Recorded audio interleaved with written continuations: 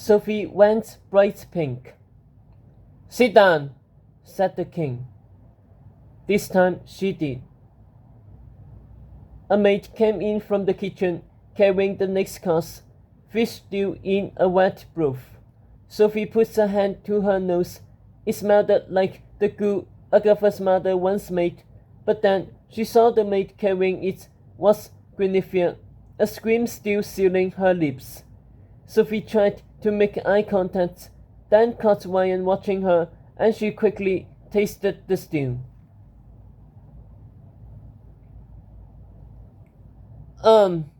She said, trying not to gag. "So you think that you're a good queen? I'll let your friends go," said Ryan. Sophie looked it up. "I never said that." "And if they die?"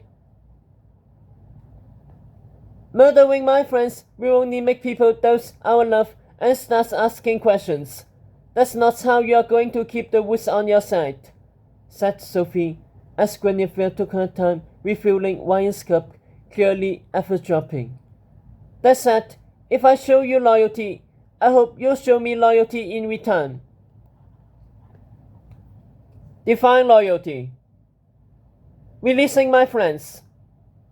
"That sounds a lot like letting them go." "They can work in the castle, under your supervision, of course, the same test you gave the mace." Ryan wasted a blow. "You really think I'll free a crew of enemies into my own castle?"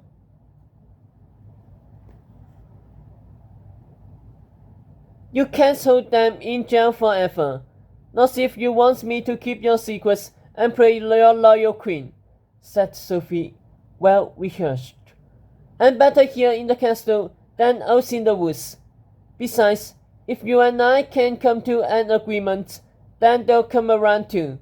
They hated me in the beginning, just like they hate you." She gave him a practiced smile.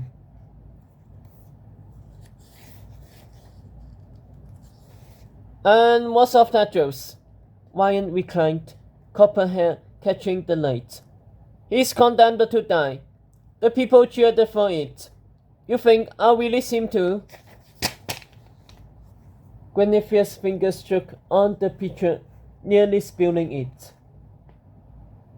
Sophie's heart pumped faster as she looked at Ryan, choosing her words carefully. What she said next could save Tedros' life.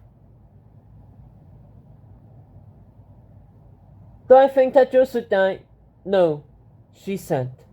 "Do I think he should die at our wedding? No. Do I think it's wrong? Yes. That said, you have announced your plans, and a king can't very well take back an execution, can he?" Guinevere's eyes flew to Sophie. "So you'll let Tedros die, then?" said the king, skeptical. Sophie met his gaze firmly. "If it means saving the rest of my friends, yes. I'm not Tedros' mother. I won't go to the ends of the earth to save him. And like you said, he dumped me." A war cry sounded in Guinevere's throat. Sophie kicked her under the table. Guinevere's face changed. "Since you apparently have nothing to do," Ryan said, glowering at the maid, "fetch the captain of the guard. I need to speak with him." Guinevere was still searching Sophie's eyes.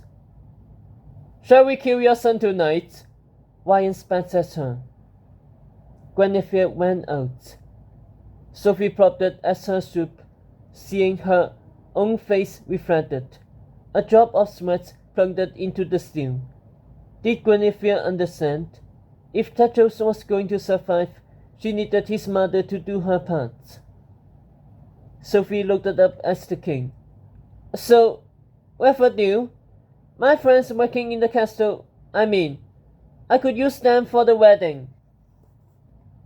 2 more maids came out of the kitchens, carrying gruel lumped on brass trays as they headed towards the stairs. "Hold," said Ryan. The maid stopped it. Those are for the dungeons, he said. The maid nodded. They can wait, said the king, turning to Sophie. Like I had to wait for you. The maid took the trays back into the kitchen. Sophie stared at him. The king smiled as he ate. Don't like the soup? Sophie put her spoon down. The last chef was better, as was the last king. The king stopped smiling. I proved that I'm Arthur's true hire. I proved that I'm the king. And still, you side with that's fake. King Arthur would never have a son like you, Sophie blazed it. And even if he did, that's a reason he kept your secrets. He must have known how you and your brother would turn out. Ryan's face went murder red, his hand palming his metal cup as he might throw it at her. Then slowly the color seeped out of his cheeks and his mouth. And here you thought we had a deal, he said. Now it was Sophie who swallowed her fire. If she wanted her friends released, she had to be smart. She pocketed at her soup. So, what did you do this afternoon? She asked it a bit too brightly.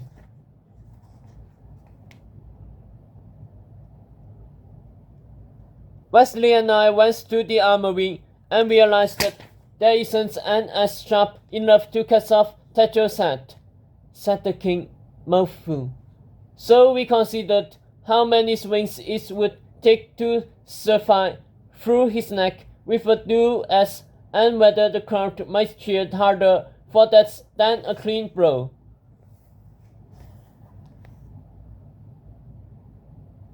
Oh, that's nice, Sophie grunted, feeling ill.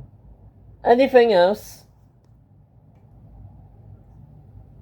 Mess with the Kingdom Council, a gathering of every leader in the woods. Conducted fire spellcasts.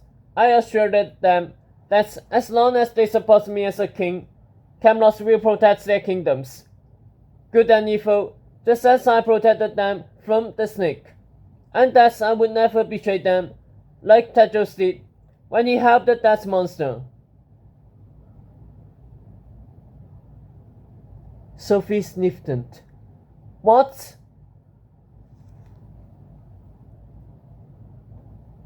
I suggested it was Tedros who likely paid the snake and his rebels, said Ryan, clear-eyed.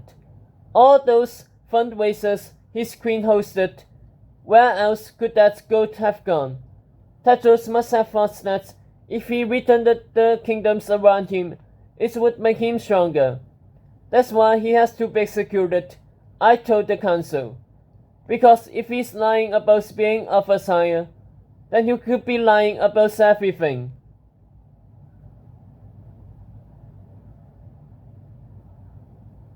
Sophie was speechless. Of course, I personally invited all members of the Kingdom Council to the wedding festivities, beginning with the blessing tomorrow. Ryan went on. Oh, almost forgot. I also proposed demolishing the school for good and evil, now that it no longer had its deans and a schoolmaster. Sophie dropped her